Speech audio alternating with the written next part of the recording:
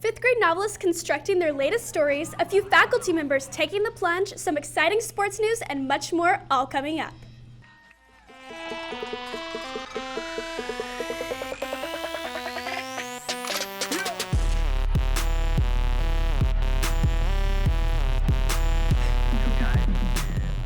Good morning and welcome to Btvn. I'm Tess Phillips. And I'm Madison Coker. So Tess, on Thursday the upper school takes their annual spring field trip to see a play. I know, I'm so excited. We are actually seeing Dracula this year, which is a ballet. Mrs. Fulbright wants to remind students who have allergies or who would prefer a vegetarian lunch for that day to stop by the upper school office and let her know. So yesterday the weather was a little gloomy, but I hear this weekend there should be change. Here's Btvn's weatherman Shay Rush with your weather report.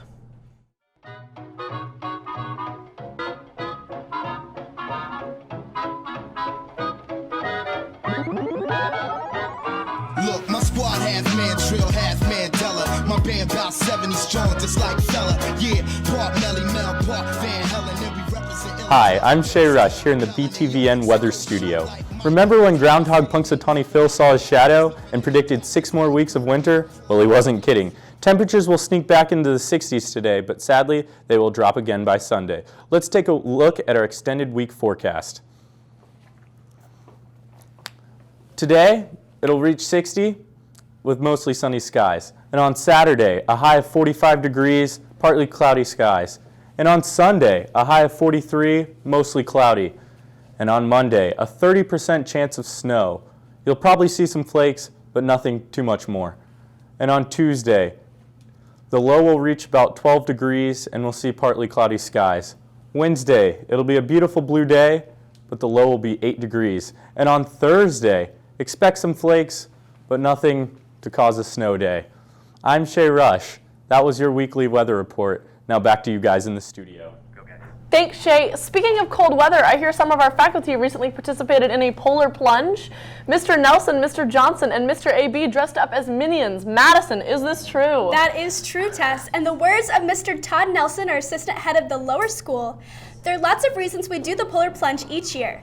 It's fun to participate in something where the risk of actual bodily harm is relatively low, but still everything inside of you screams not to do it. Then you go in. Admittedly, part of the attraction is dressing in the ridiculous costumes and testing to see if they hold up to submersion in freezing water. But the real reason that we do it is to help the athletes of the Special Olympics. Wow, what a great cause and such a fun event. Moving on to sports. Most of our winter sports are finally coming to a close. Let's take it to Cameron live in the gym for a sports roundup.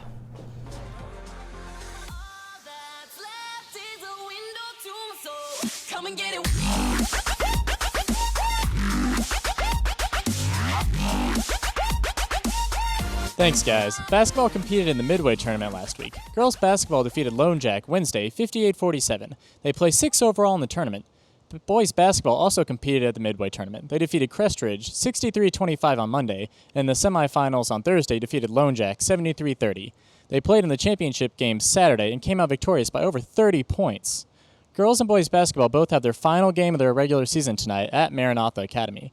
Dance team competed in state Saturday at Kemper Arena.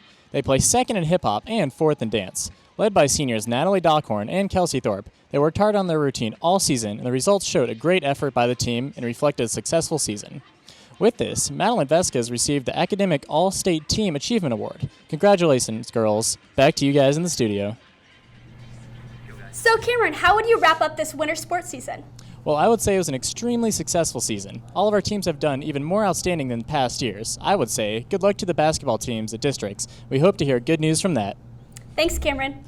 Part 3 of our Mark Twain lecture series will be February 27th at 7 p.m. in Price Hall. Special guest Dr. David Kramer will join Dr. Jared Rourke as they discuss the space betwixt the heart and the devil. If you cannot be there to support them, Btvn will be live streaming the event. So Tess, I hear the 5th graders have been working on children's stories? Yes, they have. Natalie Dockhorn and Grace Dockhorn are here with us now, and they have the story. In the spirit of supporting our lower school's creative projects, we followed the 5th graders during their writing assignment, which was creating children's books. The 5th graders interviewed lower school students to gain background knowledge on what kind of storybooks they prefer. They will use their newly acquired knowledge and insight as they begin to write their own children's books. Take a look at our story. Okay. Don't just immediately, when you pair up with them, start asking them questions. Get a little background information about them. Okay, introduce yourselves. How old are you? Do you have any brothers or sisters? Do you have any pets? What do you like about school? And then kind of go into your questions, okay?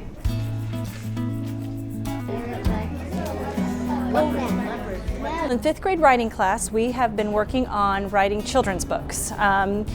Throughout the year we've done personal narratives, we've done essays, we've done expository writing pieces, and so we thought that it would be really cool for the kids to develop a children's book based on a younger audience. And so in the past few weeks we've been really reviewing and analyzing pretty popular children's books, really focusing on the text and the characters and the illustrations. And then the students brought in their own favorite picture books, and we did the same thing with that. We really reviewed and we analyzed them. What do we like about the picture book? What do you think that the younger kids would like about this book? What appeals to them? And then we actually went and we interviewed the younger children, preschool through second grade, the kids wrote down some questions that they had for them and asked them what appeals to them. If I were to write a book, why would you pick it? Why would you like to read it? What kind of text do you like? What kind of illustrations do you like? What kind of character traits do you like in your main character? And so they got that information and took that and they're going to use it as feedback to write their own books. Do you like big pictures? Yes, right? Huge pictures? Okay. And what type of, do you like books with a lot of colors? Okay. Okay. So do you want to read it to me or do you want me to read it to you? You read to me. Okay. Okay. Olivia plants a garden. And so right now we're in the part of developing our plots. So they're coming up with their main characters and the actions that are going to happen and the conflicts that are going to happen in the story and how they're going to resolve their story, but at the same time making sure that it's a common theme that a younger child can relate to. Gumbo, jambalaya, itofi, and never go to waste. Do you like?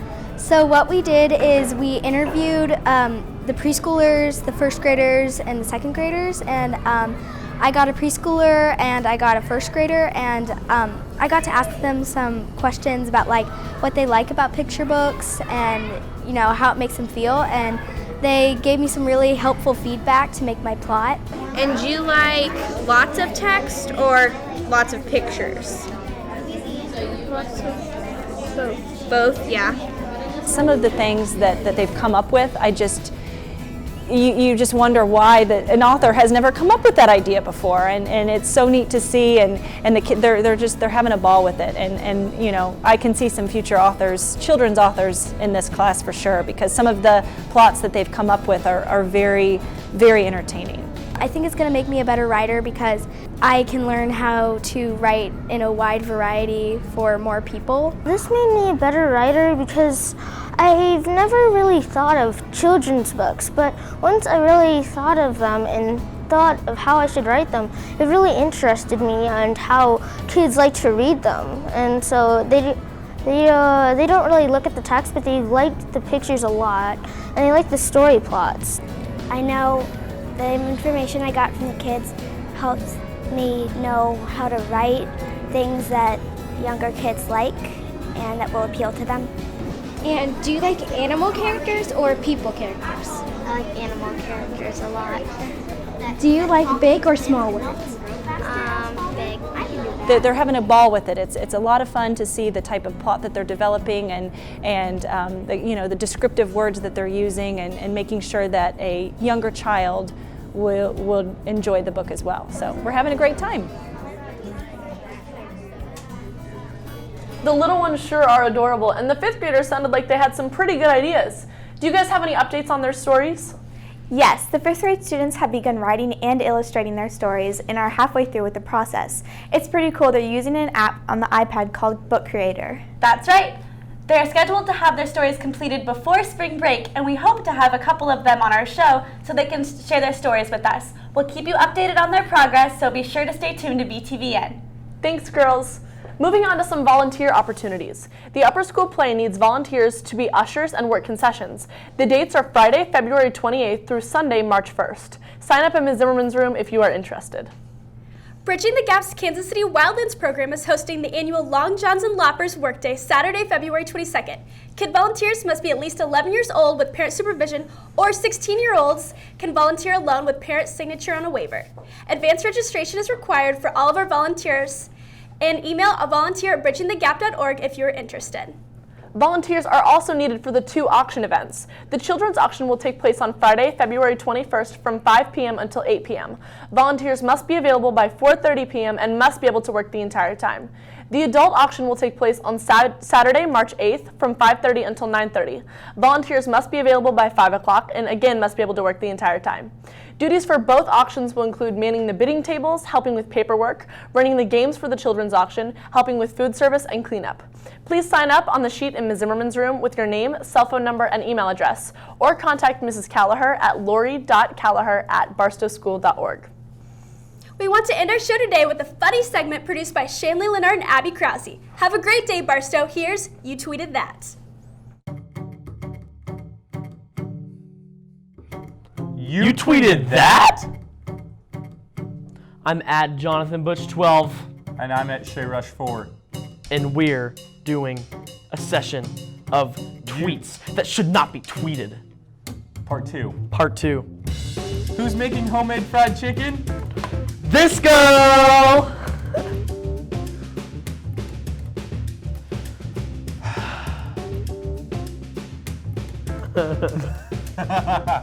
Extreme couponers really gets me going. Really? It gets you going? That's not possible. Multiple coupons. Mobile Groupons.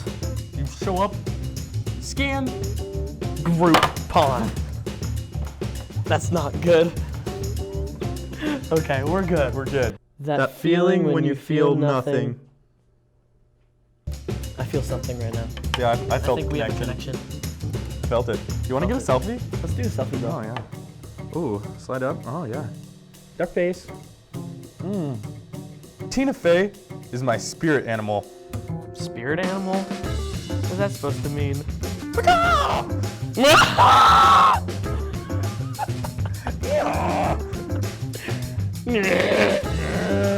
Moo.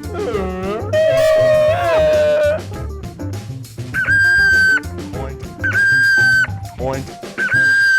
Oink. Thanks for watching. You tweeted that? That? 2. There were no reputations harmed in the making of this video. Thanks for watching.